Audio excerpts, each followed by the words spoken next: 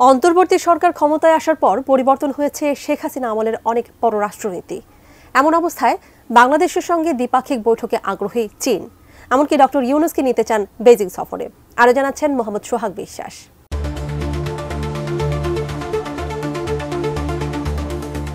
বাংলাদেশের অন্তর্বর্তী সরকারের সঙ্গে দ্বিপাক্ষীয় বৈঠক আয়োজনে আগ্রহী বেজিং। তাই দুই দেশের সম্পর্কের ৫ দশক পূর্তিতে আগামী মার্চে অন্তর্বর্তী সরকারের প্রধান উপদেষ্টা ডক্টর মোহাম্মদ ইউনূসকে বেজিং সফরে নিতে চায় চীন।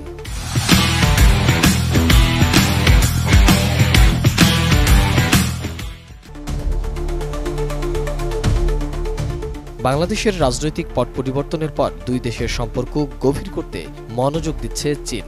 এর ধারাবাহিকতায় আগামী ২৭ ও ২৮ মার্চ বেজিংয়ে অনুষ্ঠেয় বাও ফোরাম ফর এশিয়া BFA সম্মেলনে যোগ দিতে ইতোমধ্যে ডক্টর ইউনূসকে আমন্ত্রণ জানিয়েছে চীন।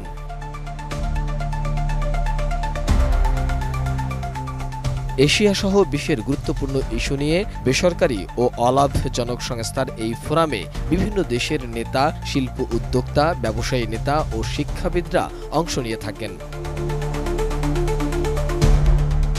জানা গেছে, সে সময় স্বাধীনতা দিবসে প্রধান উপদেষ্টার রাষ্ট্রীয় নানা অনুষ্ঠানে সম্পৃক্ত থাকতে পারেন। এই বিষয়টি বিবেচনায় নিয়ে প্রয়োজনে ডক্টর মোহাম্মদ ইউনূসের জন্য চার্টার ফ্লাইটও পাঠাতে প্রস্তুত চীন।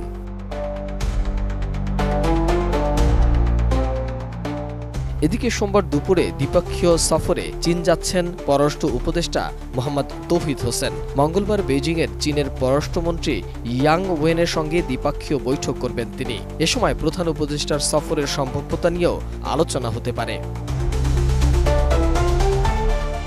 এছাড়া আলোচনা হবে অর্থনৈতিক সহযোগিতা আরও জোরদার করা ও স্বাস্থ্য খাতে চীনের অংশীদারিত্ব বাড়ানোর বিষয়েও।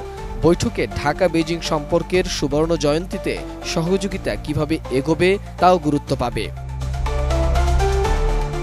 দুই দেশের সহযোগিতার ক্ষেত্রে সামনের দিনগুলোতে স্বাস্থ্য খাত গুরুত্বপূর্ণ ভূমিকা পালন করতে পারে।